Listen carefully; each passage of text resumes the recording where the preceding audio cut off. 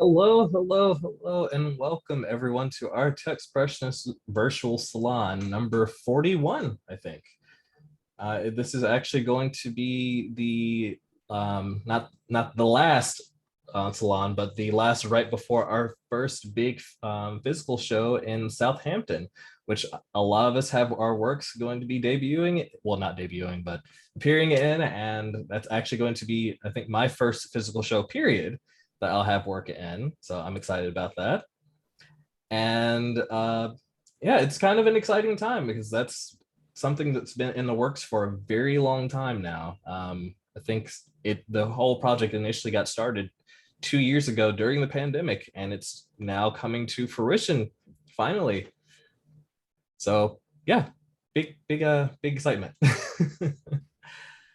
But that aside, today we are doing another salon that's topic based. It's a format that we're experimenting with, and a lot of people are seemingly enjoying it, so we're going to keep it going.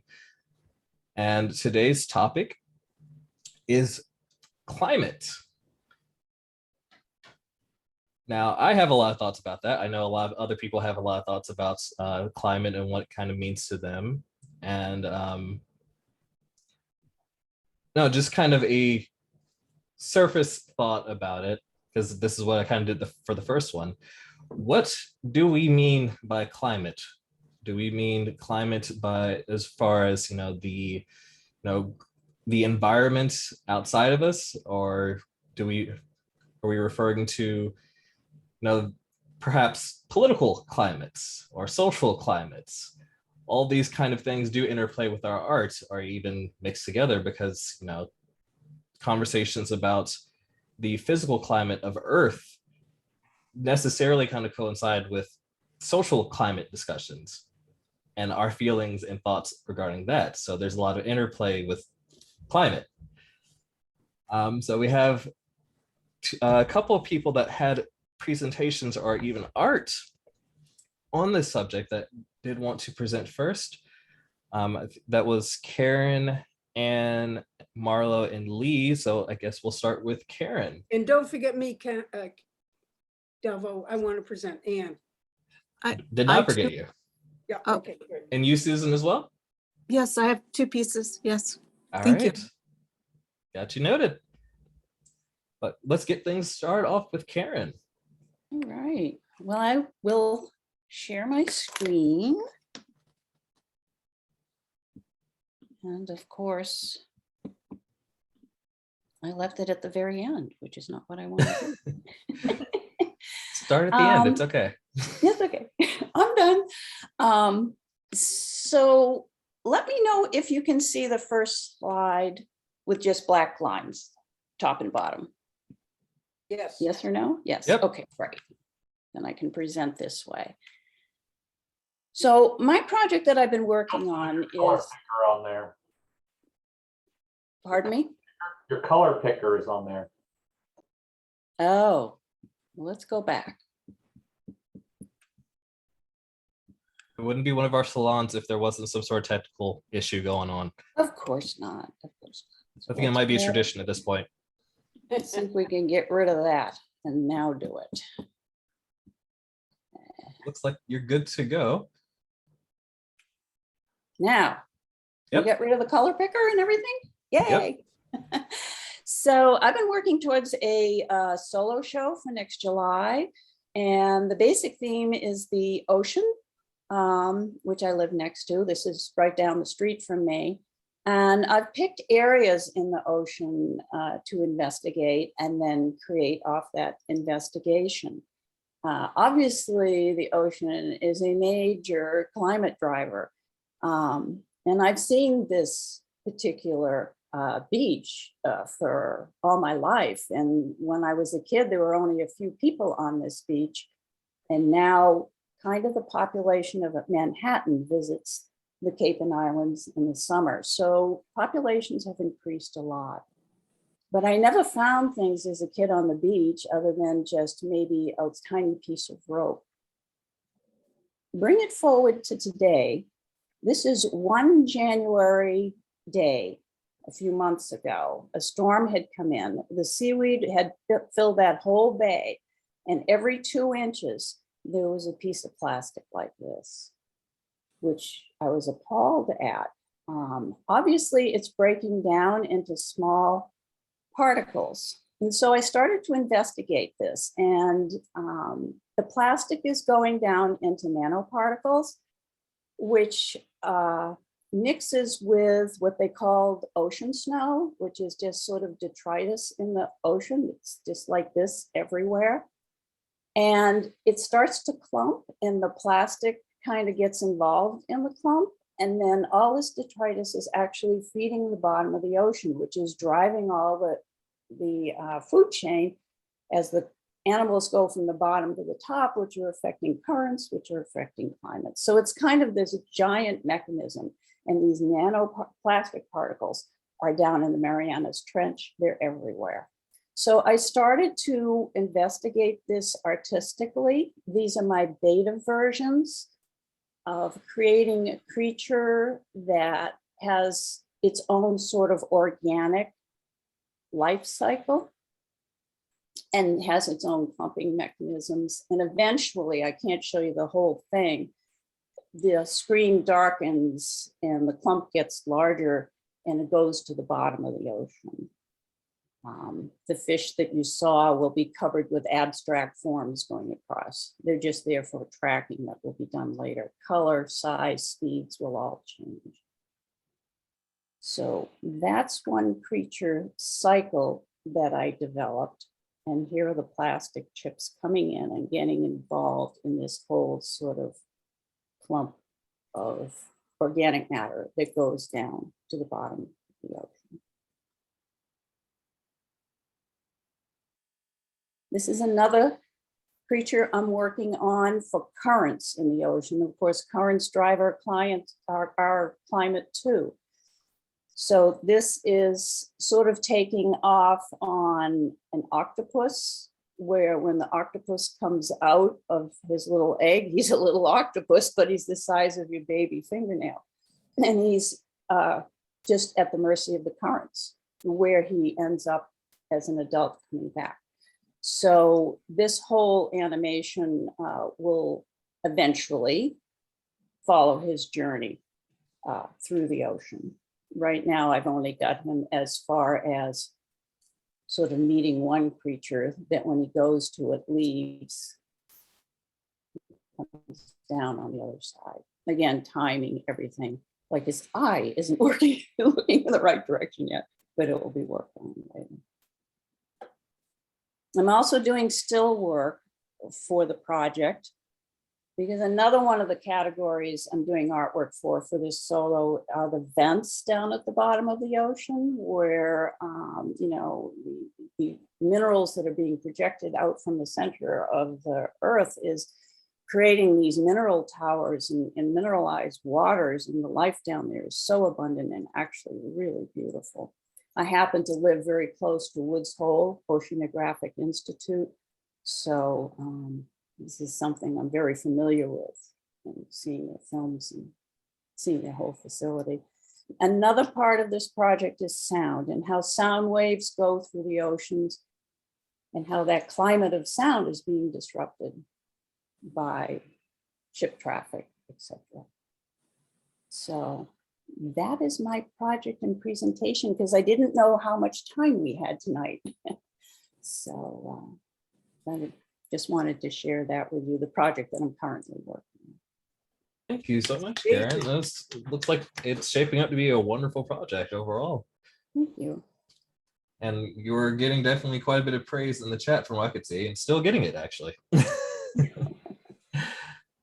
Well, we can thank the ocean because it's quite a muse. The ocean is a muse. The ocean is kind of actually what brought me back to Virginia, to be honest, because I lived in Georgia, and I was, I missed the beach. I missed the water. And even though Georgia has, you know, Savannah, it wasn't quite the same for me for some reason. I don't know why, but there were like no major bridges or tunnels to go through like in Norfolk and that surrounding area. And I really missed that for some reason. I don't know. Well, you're very aware of the weather on an island. You definitely are. Yeah, absolutely. All right. Did anyone have any questions or comments about Karen's current project? Marlo? Oh, you're muted. There we go. Sorry. Karen, when is that, when will these pieces be completed and on display?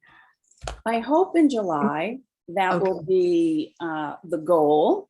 And I have been given permission from the organization that when it's done, it's done. So I'm shooting for July. If it takes another month, they're going to give it to me, which I really appreciate.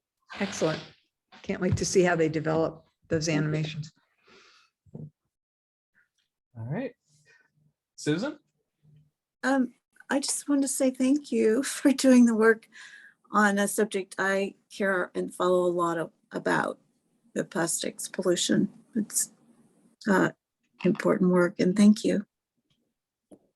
Thank you. I was really stunned when I saw last January the amount of plastic that was entangled, because when you see these pristine beaches, you think, yes, there's a plastic problem. It's out in this big vortex in the middle of the Pacific Ocean floating around, and yet it's on all our pristine beaches and food chain in the ocean.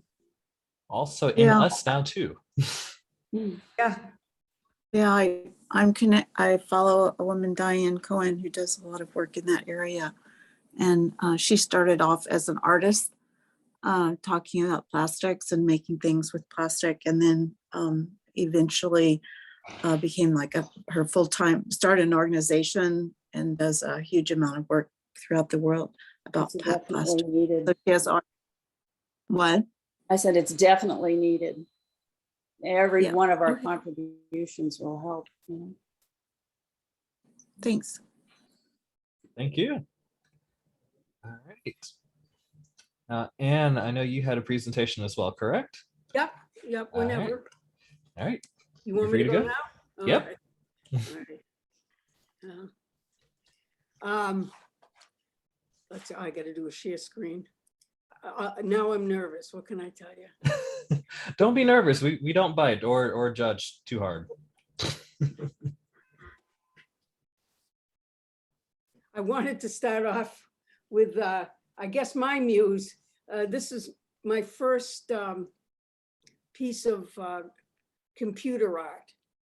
It's the first drawing that I did in 1989. And in a way, I guess I never thought of it till you just mentioned it, but in a way it's my muse. It's why I'm concerned about climate change and what's going on. I started working in climate change as a result of a 3-part article by Elizabeth Colbert in the New Yorker in '02. And I decided I would focus on seas rising in cities, countries, and states. And I started with the Gambia, which I had never heard of, because I closed my eyes, opened an atlas, and pointed my finger. And this is what came up. And it's a country surrounded by Senegal on the west coast of Africa. And initially I wanted to do, I have a diagram and a map and go from there. So I did Morocco. I do layering. I put in my own paintings.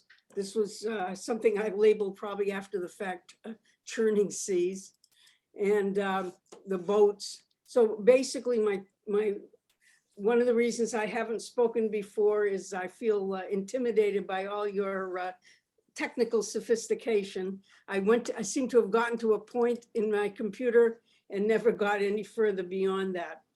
I did a number of works out in other countries. I decided I better do something that was more related to the US since I was having a show. I'm a member of Series Gallery and I've been able to show most of these works over the period of time. And so my first US one was California, as I look at Florida. And I'm assuming you can see everything. Nobody's complained yet. I think you should click on that green button up there. You could probably make it full screen. The green button? Yeah, I don't want to click on chat. I don't want to click no, on, no. The green button on the window. Yeah, Green dot. top You know, left there's, corner. you know, there's the well, I guess it's Oh. on your left. Yeah, Up that left. one. Yeah. Yeah, you were there. is it better? I clicked. I can make it bigger. Oh, that's Yeah, I think that's the point, that people want to see it a little bigger. We can see it, but it's not full screen, which, I don't know why. that's okay, though. That looks good. Is that all Yeah. right? Yeah. Whoop.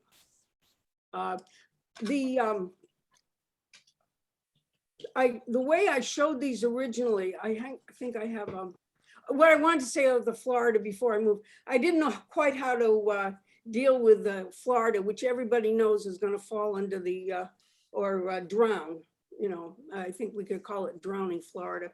And in some cases, politically, the sooner the better. But anyway, so what I found on doing the research was there was so many different maps of what the kind of problems that were going on in Florida. So that's where I hit. Alaska, this is still going on in Newtok shoreline. It's eroding. They're still having problems moving everybody. People are moving back from the shore. This is started in 54. I did this piece in 08, and it's still, and this is a continuous, I looked it up the other day, it continues to be an ongoing problem. You know, what I was interested in initially was showing the country or the state and showing the culture, trying to convey the culture in hopes that people would be able to say, oh, might that change? I care, not care. I don't know if it made a bit of difference. I'm a native of New Hampshire, so I had to do a piece about New Hampshire. I actually did more than one. And when I first started, I said, this is kind of stupid on my part. New Hampshire has the smallest coastline of any of the states in the US. It's 18 miles. And I thought, well, it's not going to affect New Hampshire at all, or very little.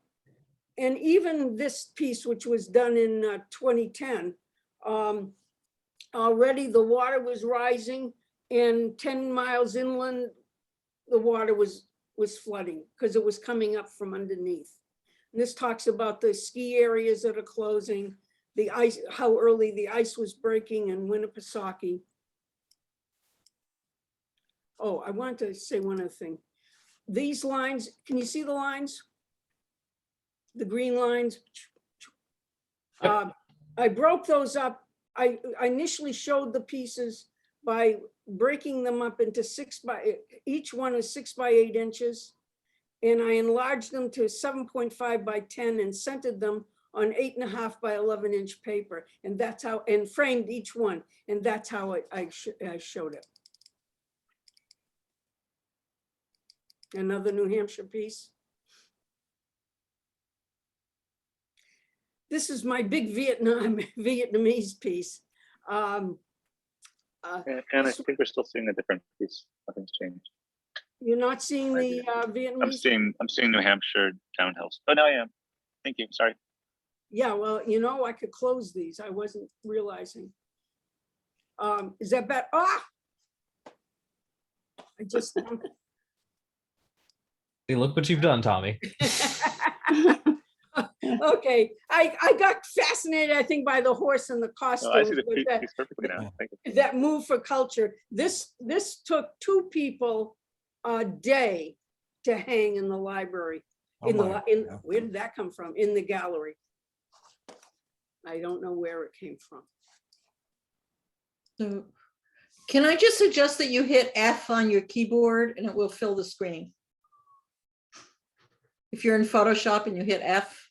Yeah, I just did, but I can't get to my notes. Oh, I'm sorry. Okay, hit F again a few more times and you'll get out. F a few more times, I'll get out. Yeah.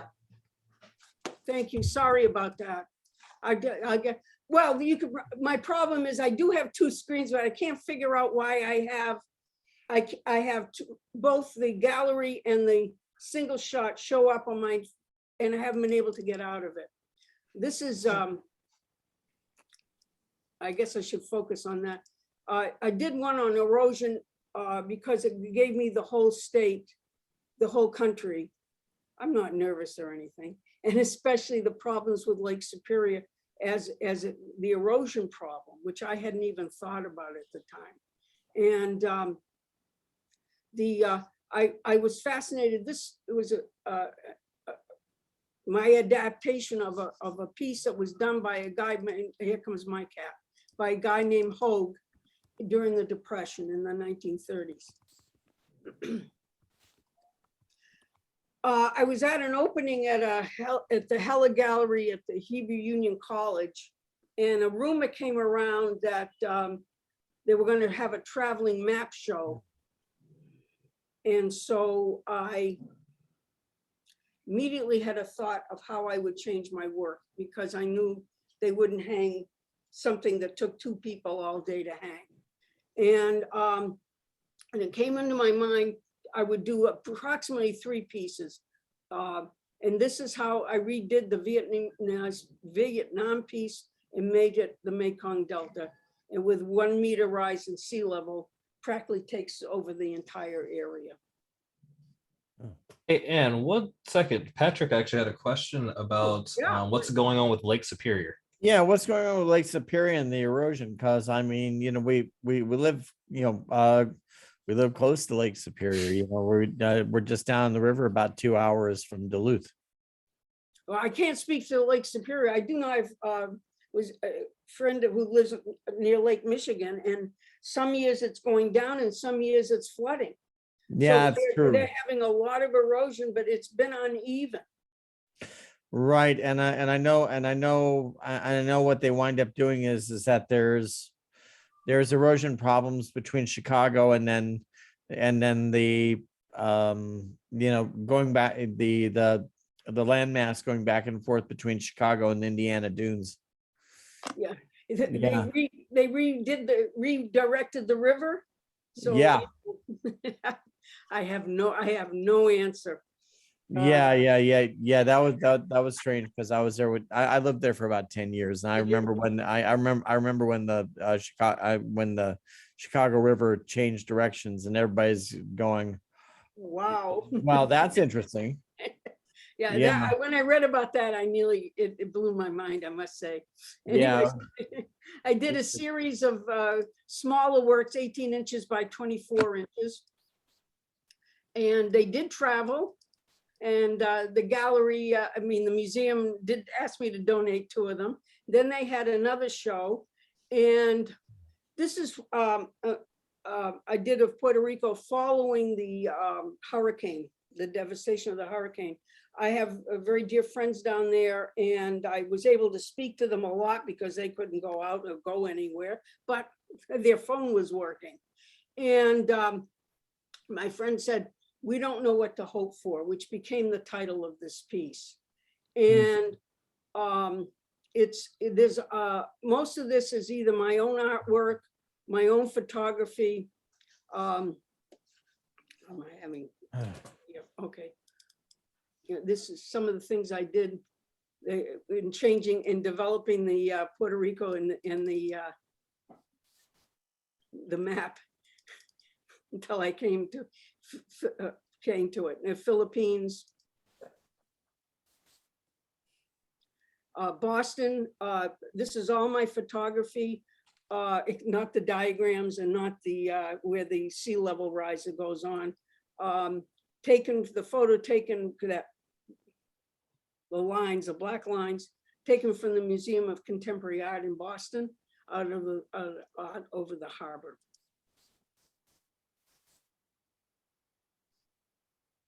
I try another one. Spain, their problem is humidity. New York, the floods. One day, the art changed. This piece, when hung, is 65 inches by 95 inches, 65 by 90. And the director of the gallery had said to me, "Why don't you have a climate change show?" And I thought that was a good idea. I don't know what happened, but this is what happened. This is what came out. There I am. Can you see me suffering and proud of my piece? Then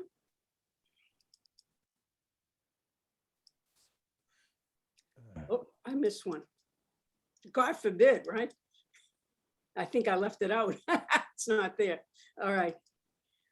Then I worked on another piece for another show we did. I just run through the process.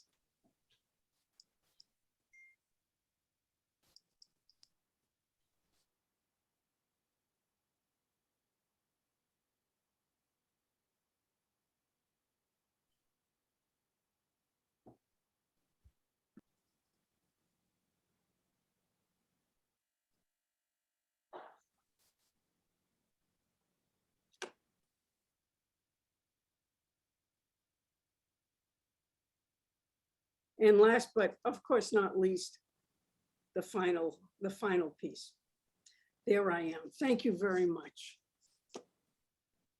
Well, thank you, Anne. Thank you. Thank you, Lee. Oh, that one's beautiful. Actually, there's a couple that are 29 is also 29R is also beautiful. That was, But yeah, sometimes you don't know when you stop, you either stop too late or stop too soon. So, yeah, thank you. No, I'd love to see that the what is it, 5 feet by 9 feet or They're 60 by 90? So 65 by it's- 95. What I do is I print them out in 13 inch by 19 inch sections, and command strips is my latest, using command strips and then lay them out on the wall, which is very good if you're hanging your own piece. But if you want it to get hung in another place, not such a good thing. People are not going to be willing to do that. And so that's my excuse anyway. Thank you. Okay, thanks. No, thank you. Thank you. Does anybody have any questions or comments about Anne's work? I do. Roz, go ahead. I just want to say I really liked the sort of infographic juxtaposition with painterly undertones. And your work has a very fresh and original storytelling information aspect to it that I really was drawn to. I mean, thank you. It's a serious topic, but they're kind of fun, you know, at least to me. They have a kind of paradox about them. What do you go out to? I'm not sure what a command strip is, but oh, it's I discovered this at my now 22-year-old great nephew's bar mitzvah. His Wisconsin family. We were hanging. His mother and dad had been in China. They met and had brought back these very fragile posters, and we're going to hang them. And I thought, not.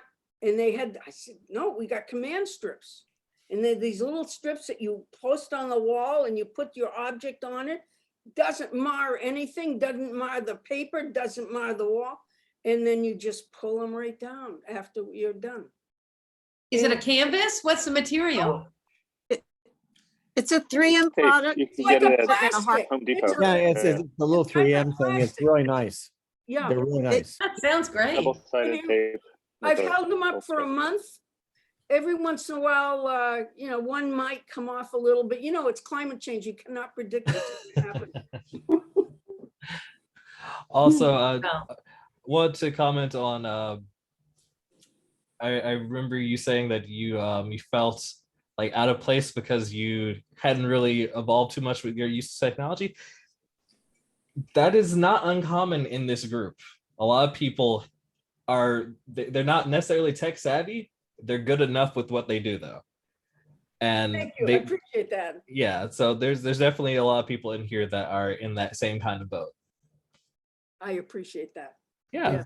Actually, with that one piece, that last piece that you showed yourself in with the gallery with, is that I didn't hear you talk too much about it, but I think in many ways, being that I was in the big storm, you know, up in the Midwest last night, is that I was Mm. watching I was watching radar maps and that sort of thing. I think it's kind of interesting that, you know, that you're using kind of like the landscape and then sort of like actually sort of like realizing, you know, the sort of, you know, the sort of like motifs that you have, you know, like from like a, you know, like a severe radar weather scene and that sort of thing happening. And I Yeah. you know, I don't know whether that was intentional, but that's how I read it. And, you know, for the theme, I thought that was pretty compelling. That's interesting. No, the radar theme wasn't, if that's, am I understanding you correctly?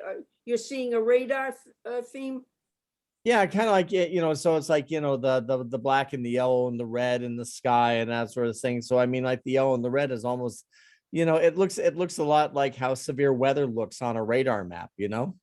Not conscious, but No, delighted but I that it mean, came through. I think it worked though. Yeah, You It know, thank is. you.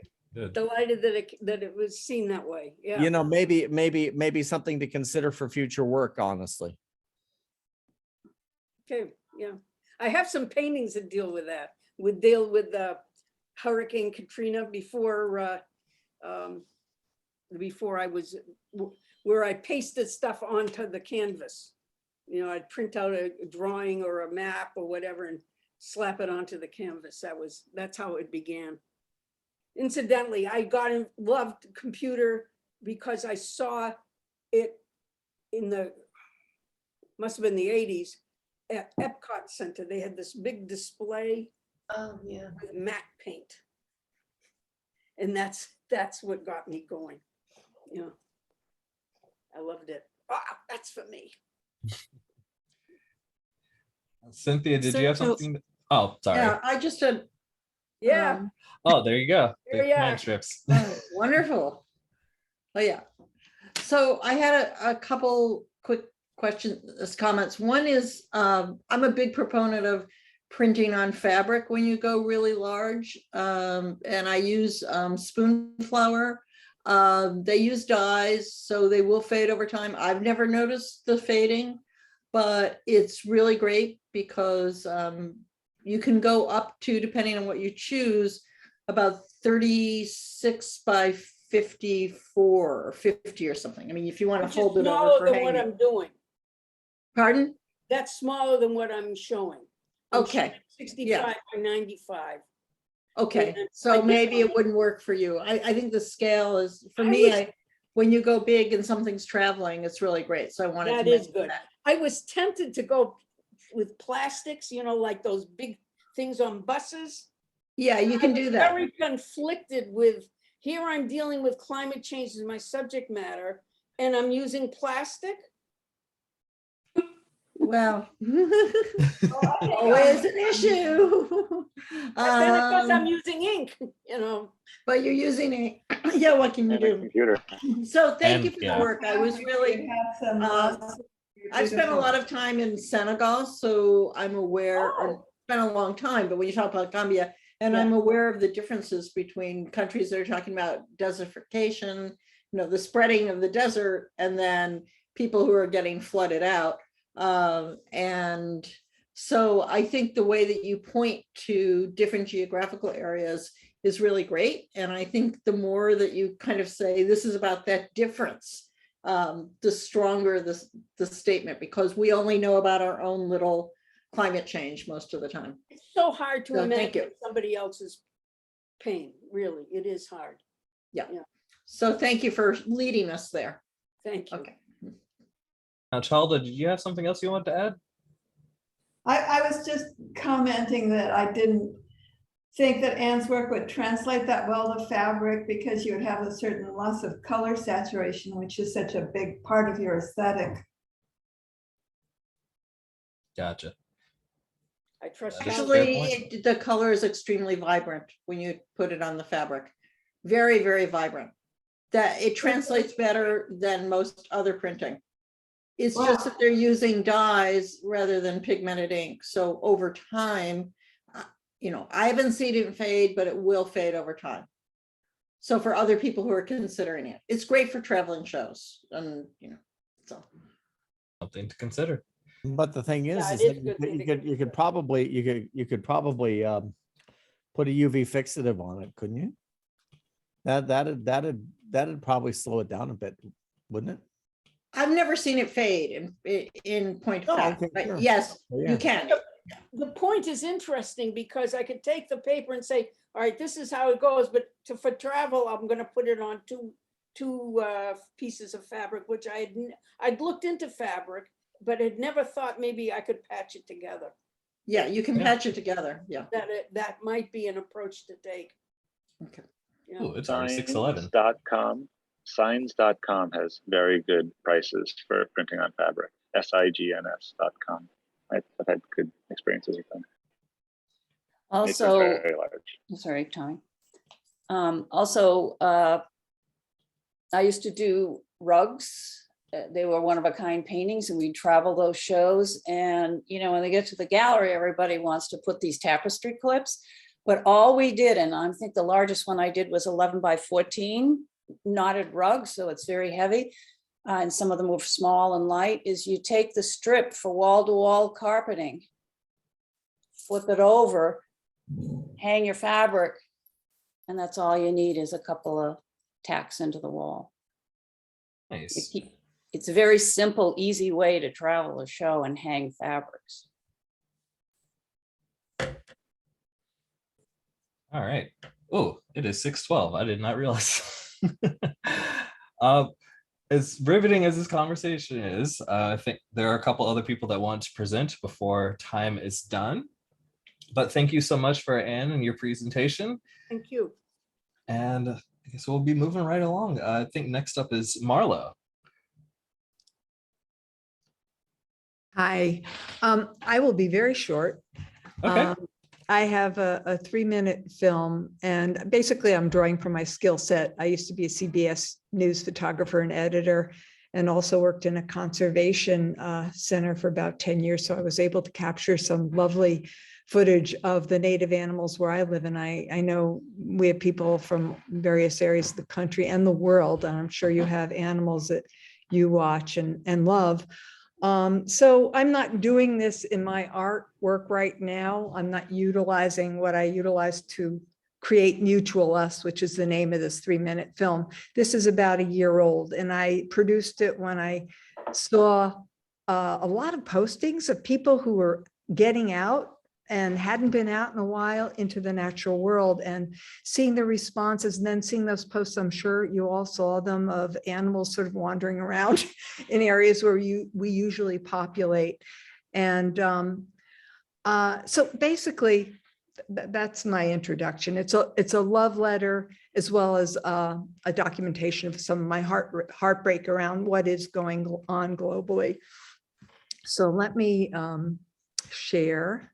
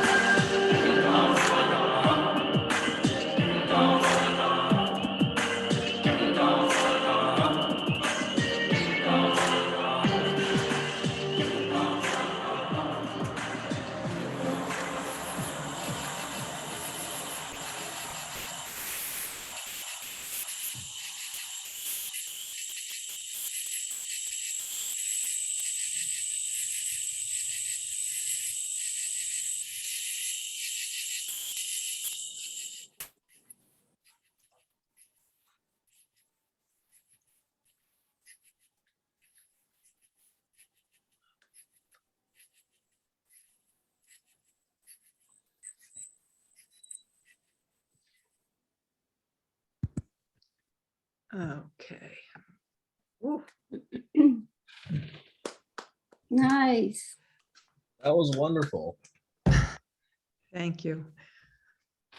I don't get an opportunity to share it often enough, but I like to leave those what you can do links for people who, want to learn more about climate feedback loops. But my background is also in eco psychology. After I went to university and got my undergraduate in photography and video in the 70s, I went back midlife and got a master's of science in eco psychology, which is basically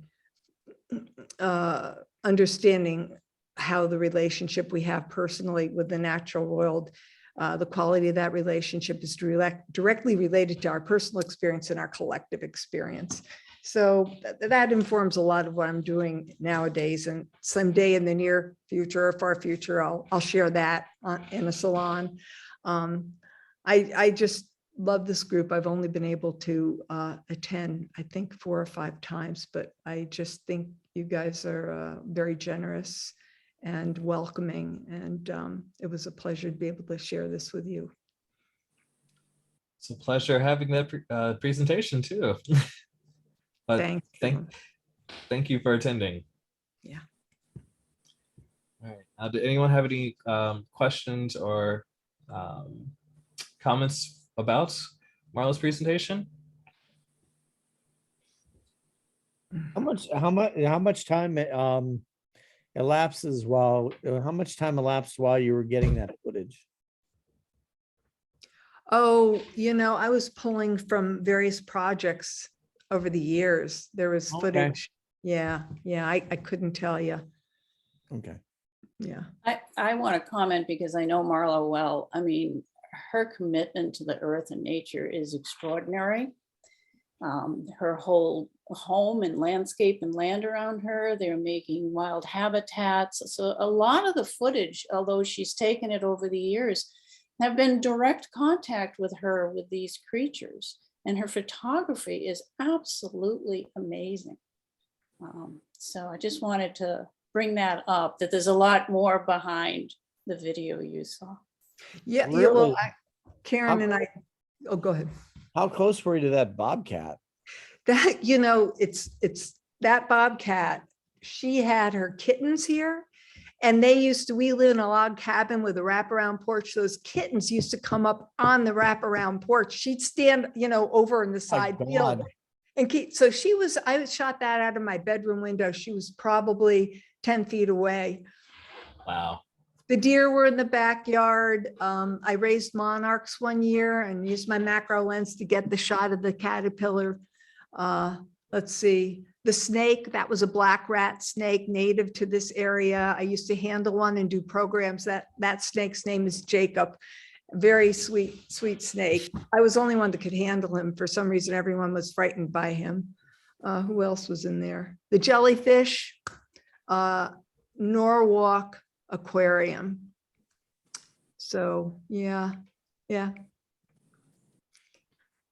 That is awesome. Yeah.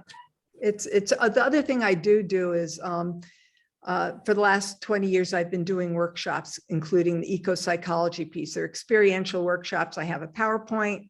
Everyone goes out and starts learning the language of nature and how to dialogue with it, obviously not in a traditional human way. And then I usually have a guided meditation for folks to integrate the experience, remembering what they already knew but forgot, and perhaps some new material. So I really split my time between making art and doing workshops.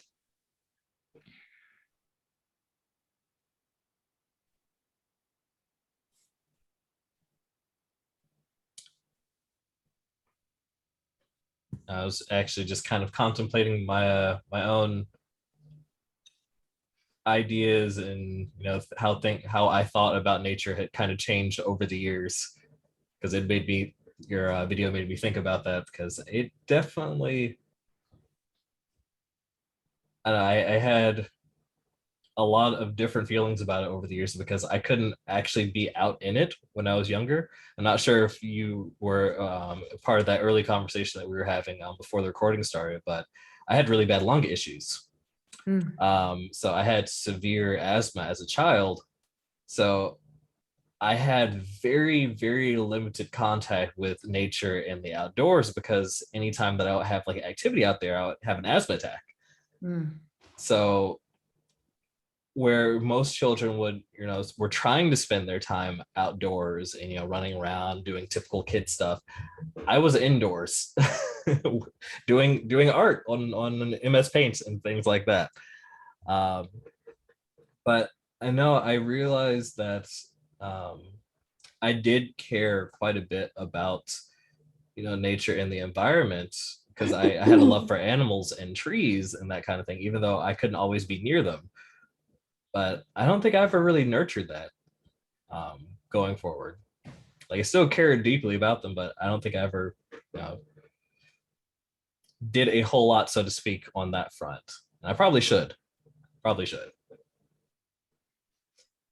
Well, you're a part of it, and you'll find a way and an attraction that might inspire you to do it safely, Right. because you know your own boundaries and limitations as far as your health, and that comes first. Right. But yeah, it's everywhere, right? Even in the middle of the city. I've done workshops in the middle of Norfolk, Virginia. It's like there. It is. Oh, Holly, you have something to share? Yes. I mean, this is a very emotional topic for me. I don't know why or how. I've always felt this relationship with nature. And in an interview way back at the turn of the century, I said, Mother Nature has no voice. I want my work to speak for her. Today in Newsday, there was on the front page a multi-million-dollar project going to fix the polluted waters on Long Island. Now, Jacques Cousteau had said, people treat our water and air like garbage cans. I was in Antarctica in 1999 when it became 2000. The air down there is so much clearer, and the pollution is drifting down from the Northern Hemisphere.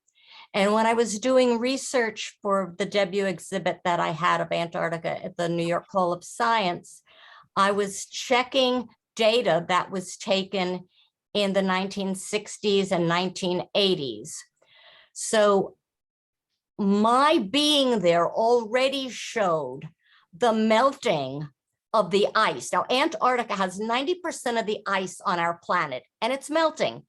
And the melting ice causes the water all over our planet to rise, and it also increases the temperature of the oceans, which makes the hurricane seasons last longer. We are so interrelated, and trying to bring a place as remote as Antarctica to the public is very, very difficult. The whole thing is very difficult. And then we run into money problems and political problems, and it's tough. Speaking of political climate. Oh yeah. Which is also very hot. Right. Susan? So thank you. Oh. Yeah, this is, I am in the category of people that are very connected to nature. And I have a whole Instagram account where I just post about connected things to nature and flowers, that kind of thing. But also, I haven't even mentioned this, that I just finished writing a project grant. I hope that I get it for us to follow-up film, and this is related to the topic, follow-up film to my documentary that I made in 2020. And this one that I wrote a proposal for and I've been hoping to do is the topic is our emotional, soulful, heartfelt relationship to the environment through bicycle riding, and like how the movement of the body through the pathways and seeing the river and the trees, and how moving through nature changes your brain, basically. So yeah, it's a topic that I am deeply connected to, and hope to be doing a film in 2022, 23 about that heartfelt connection, and how we can get there. We don't have to go to the mountains. We can just go outside, walk in our neighborhoods, or ride our bicycle, and we can feel that connection in that way. So thanks. Oh, thank you. Anne, did you have something you want to add as well? I saw that you had raised your hand. Oh, technical issues. No, technical issues, yes. There we go. I had a feeling. Just wanted to make sure though. All right. Again, in the interest of time, I think there were a couple more people that wanted to have a presentation today. I think Lee, you're up next. Great. And I apologize. My webcam is messed up, so now I'm on my phone, but I have my computer. I have a second version of me up top, and that one's attached to my desktop, so I'm going to share a screen from there. And I want to apologize to everybody in advance, because especially after that beautiful film that we just watched, the serene nature, I'm kind of going to be doing the opposite. Sort of, I've spent a lot of time doing mashups, and a decade doing climate change movies.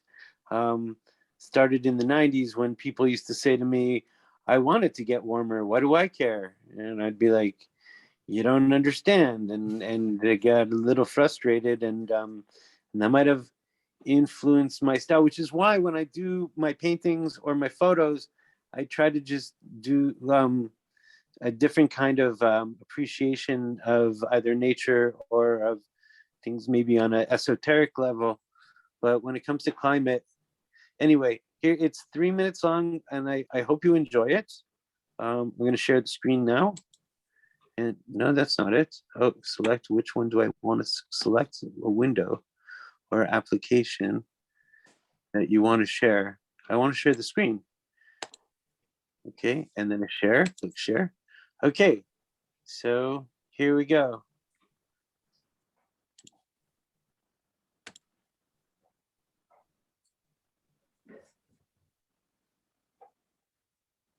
There's no sound. Oh, did you remember to click share sound when you are sharing your screen? I did not. Okay, sorry about that. Let's go back and do this again. No, it's all good. It happens to the I best of us apologize. sometimes. Okay, so let's go back to the Zoom. I want to go back to the Zoom now. Oh, we are on the Zoom. So, okay, so You just have to stop share and share it again. Yeah. I have to do stop share and then Yep, share and then again, do- of course.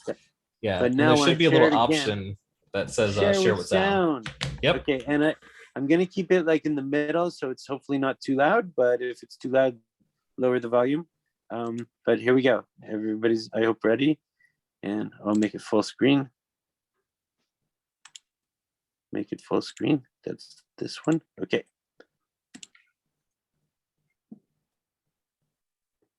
What is CCH? Climate change. There'll be a change in the weather. Strange weather. Strange weather.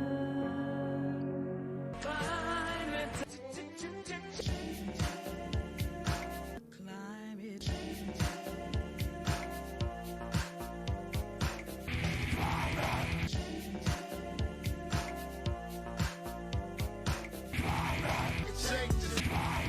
Changes.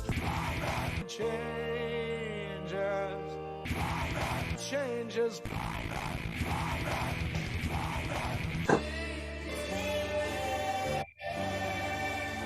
Climate changes. Climate changes. Climate changes. Climate changes. Changes in the weather. Changes. Climate changes. Climate changes. Climate changes.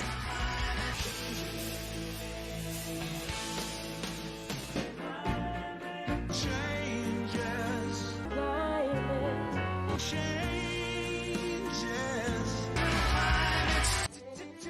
Changes. Climate changes. Climate changes. Climate changes.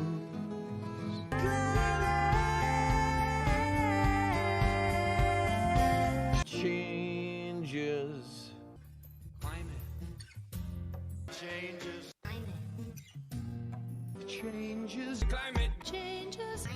We're done out there. Turn the light off. Turn the light off. It's got two circles.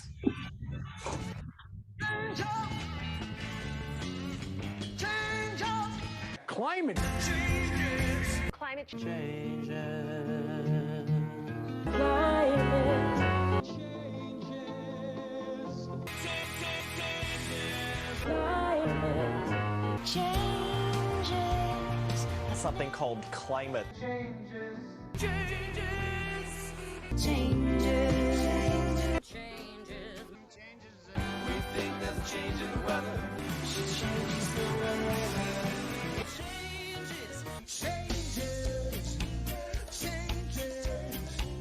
Yeah. The rain is still heavy. Keep the clouds around. In the news today. Heavy weather is brewing. Heavy weather. Climate. Changes. Climate Changes. climate Changes. Climate changes.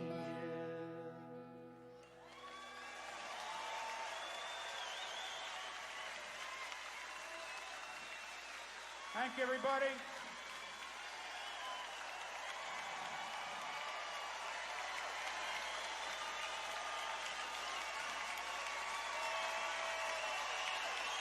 Some changes can't be stopped, but you can stop climate change.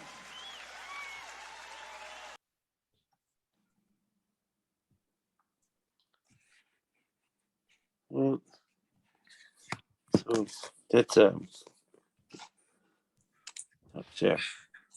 So sorry about the mallet over the forehead there. Oh, it's all good. When you That said that was the soundtrack. opposite. That soundtrack was amazing. It was.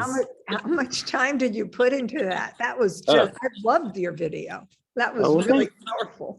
Well, I tried to do something that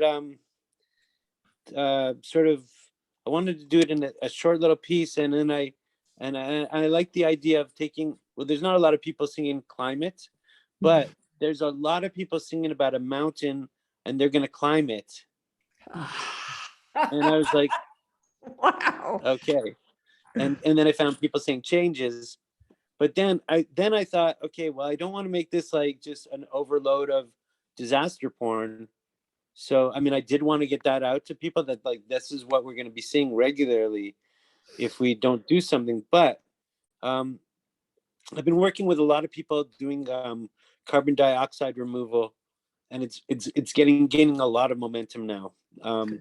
There's ways that you can make soil much healthier and grow better quality food by using stuff that right now is stored as waste, either from cement factories or from mine tailings.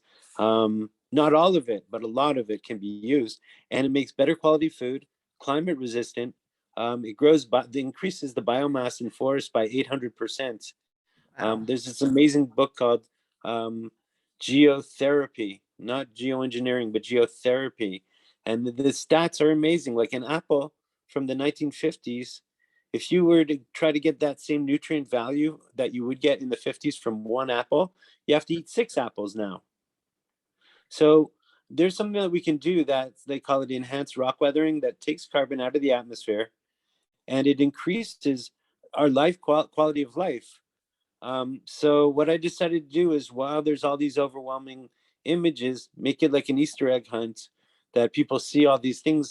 Unfortunately, when it comes onto Zoom, it doesn't, it's a little bit lost in the translation, but having like about 100 people I think people will get a sense that like, oh, I saw solutions. Is there solutions? And you can pause and you can get these URLs and you can see that there are all these things happening now that are positive, that if more people were to get behind, we could maybe see ourselves out of this. I mean, we'll never undo all the damages.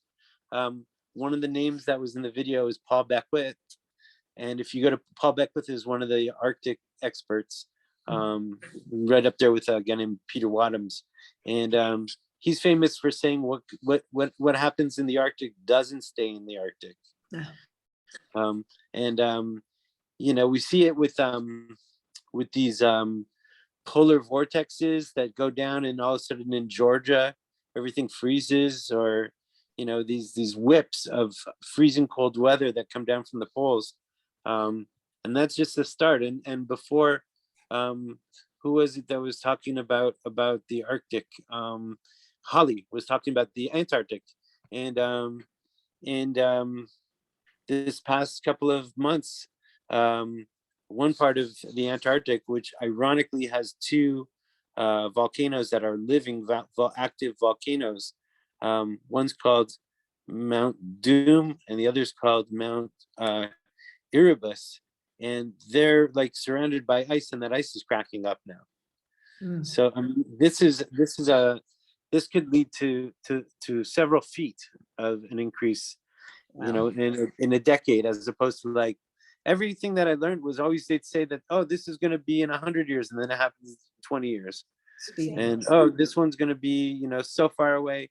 There's stuff that the IPCC didn't want to put into their reports because they didn't want to freak everybody out, like about how the Gulf Stream, the thermohaline conveyor belt that regulates the temperature on the planet, how that might break down, because when you put a ton of fresh water at the head of it, which is in the Arctic, it can break the whole chain. And then all of a sudden the Gulf Stream breaks down, and the rain cycles that we're used to having break down. So, I mean, they didn't want to put that in because that's too freaked out. That would sound too extreme.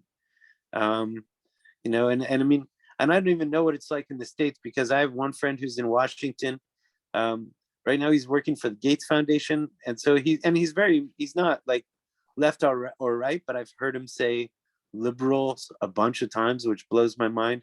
And when I talk to him about climate, he's like, oh, well, the liberals. And I'm like, no. Let's talk about what have you seen, and do some research, talk to scientists. Like, don't make it into a political issue, because that's really a provincial issue in the States. It's not a provincial issue with most other countries on the planet where climate change is a reality. And so I guess I wanted to make something that would kind of say it in less than 2 hours, which is like my old movies were always about 2 hours long. So I will hope say that wasn't too much. It was not too much. It was I think it was just enough. Well, thanks. Thank you very much, everybody. Yeah. I'll also say, like, as far as being in the States and being kind of cognizant of the politicals going on here about how doing anything about the environment or the climate has become politicized heavily, not even lightly. Like, it's any kind of ideas about preserving the environment is immediately labeled as a left or right idea, and it's you don't want that to happen, but it's what's happening, and we're having to deal with that, and it's not pretty. It's horrible.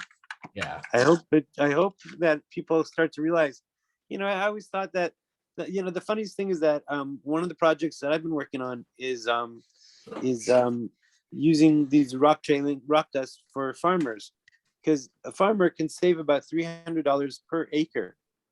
So if a Wow. farmer's got 1,000 acres, you know, we can save them like $250,000 if they if they basically suck carbon out of the atmosphere, and that's not including carbon credits.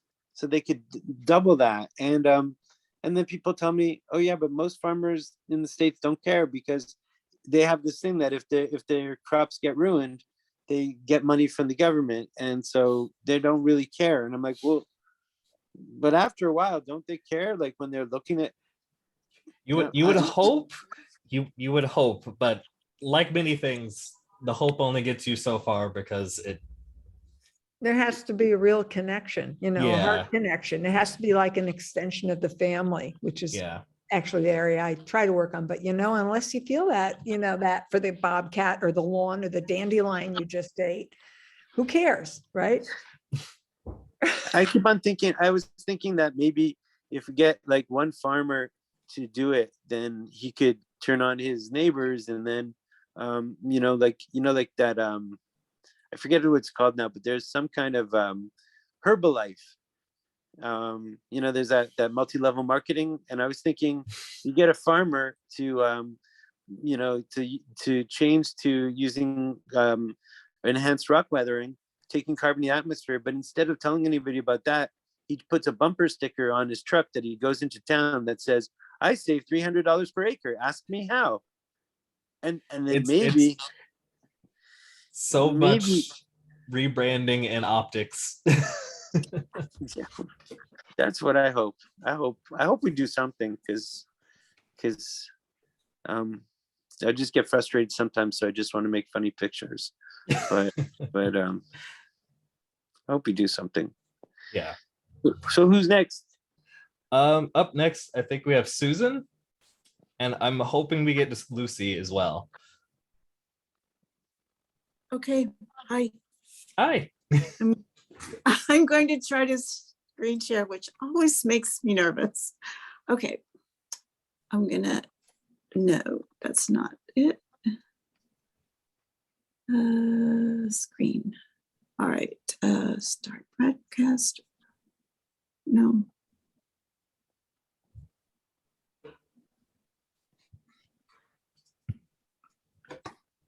Oh, wait a second. I have to do, sorry. I put you all on, I gotta No get out of worries. that first. When I watch this, I put it on my TV. I mirror it to my television so I can see it bigger, and it won't let me share when I have that going. I'm gonna try again. All right, here we go.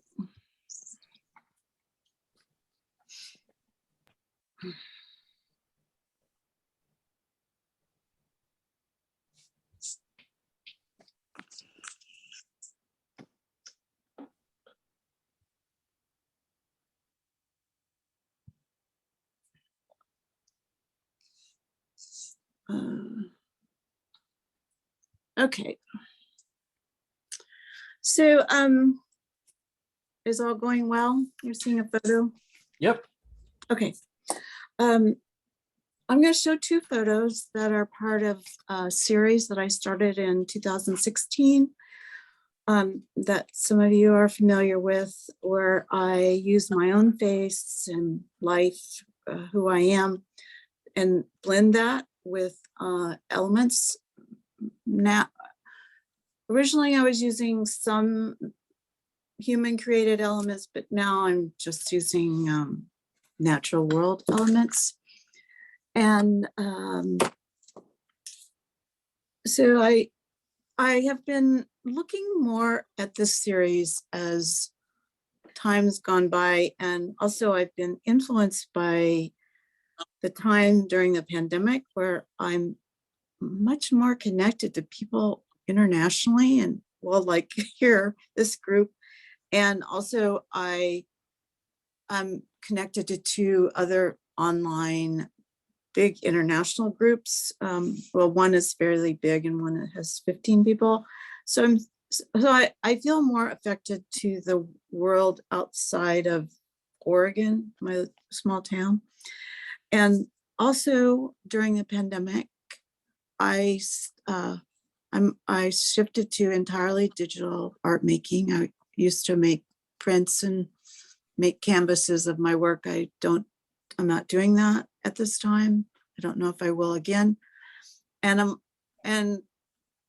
I'm also starting to use more video, but I'm not going to show that today. So in thinking about my work, I've been looking and organizing and kind of recategorizing it. And for this today, I looked back in through some pieces that I've done. And I believe this piece originally I did in 2018. So I did quite a few pieces that in that period from 2018 to 2019 before the pandemic. And many of these are about, in retrospect, I think much more about my relationship to the earth and my feeling about it. During that time in Oregon, we experienced fires and more than one dramatic fires that devastated areas throughout my state.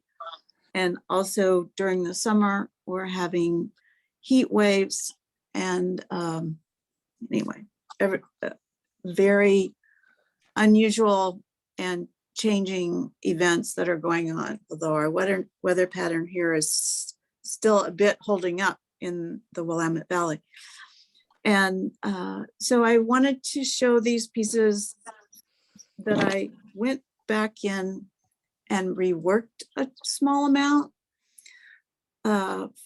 just for today, and like seeing them from a 2022 eyes, my own vision now in 2022, and thinking more deeply about the significance of the earth and its effect on my art and upon my whole being, spiritual, mental, emotional being.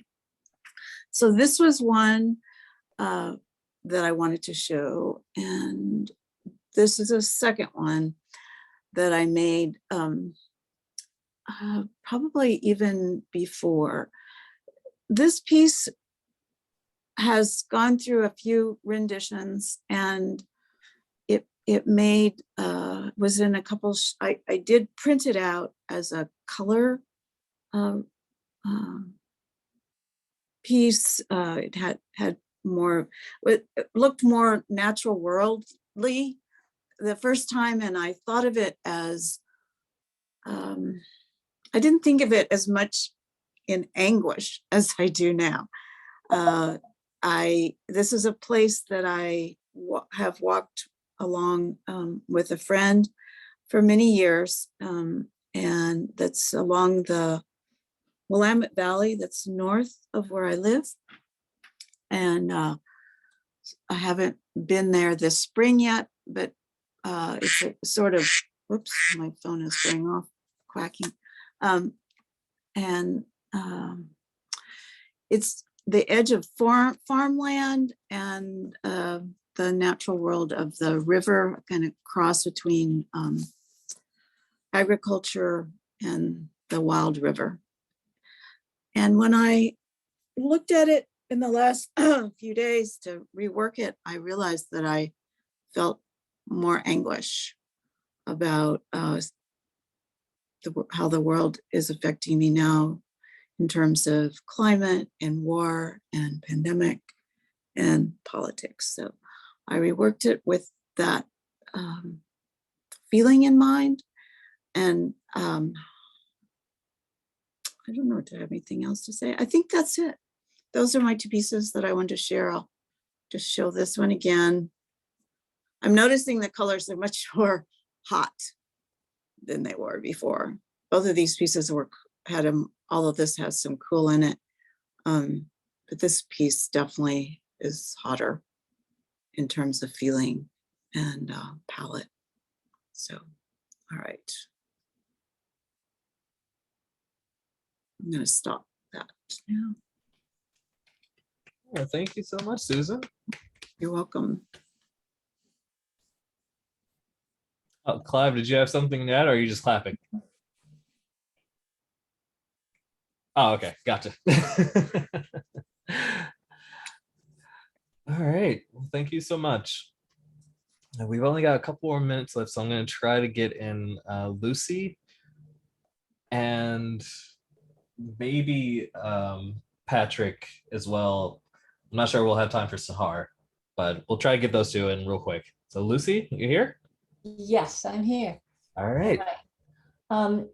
Okay, I have two animations, they're just like a minute each. But I just quickly want to say, more important than anything that I have to show is that Attenborough has a new documentary out called Breaking Boundaries.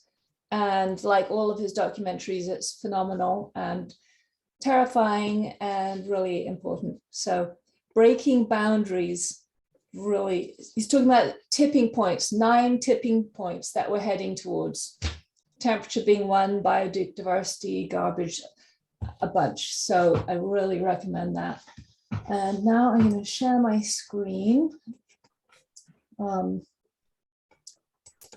So this, oh, you know what? I forgot to share sound. The first one is Coral bleaching. I spent 3 incredible weeks in Fiji in the 90s. Snorkeling and diving, incredible coral life. So it's tragic what is happening to the oceans and our coral reefs. So I created this animation.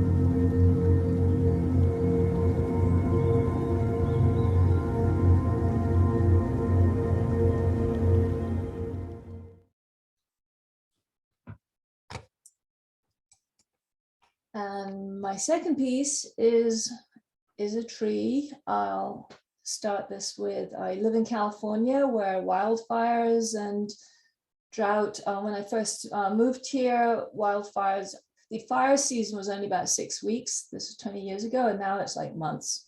Some years it's like 6 months of anxiety around fire. So anyway, here's this one.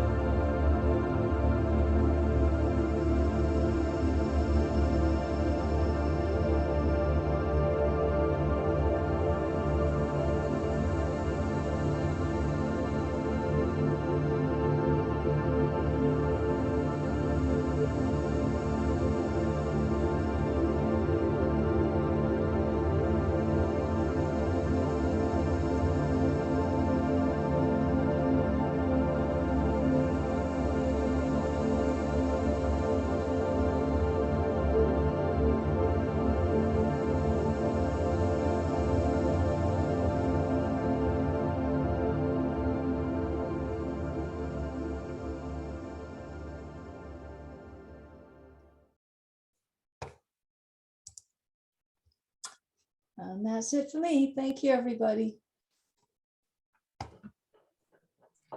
Thank you, Lucy. Those were great.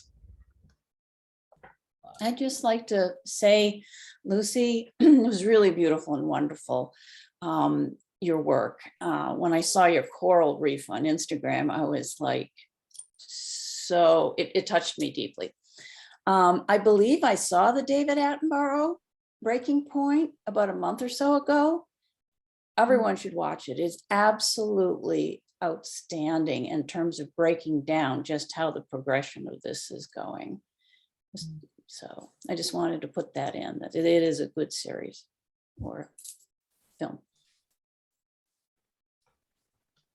I appreciate all of that. We have 3 minutes to go before the end of our scheduled time. If anyone had, Pat, did you want to go very quickly or? Yeah, sure. Let's see here. Can I? Okay. This is kind of has to do with a project that I worked on with a guy named Nathan Schaefer, who's now doing climate-based comic books with Native Alaskans and that sort of thing. And this just kind of comes from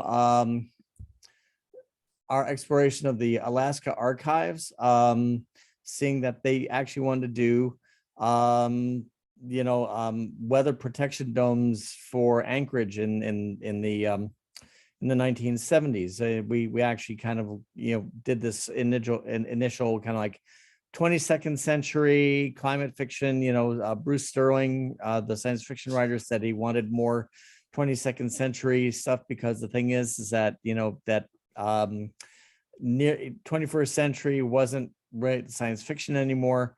And so we thought about the 22nd century, where we're thinking about whether climate is going to run away or not, and everything's gone to dirigibles, and the entire world is being all the knowledge of the world is being sealed up into these domes, and wondering whether we're going to have to seal ourselves within them. So this is had to do, I think this was at the Anchorage Museum, I think, and this was a group show of artists involved.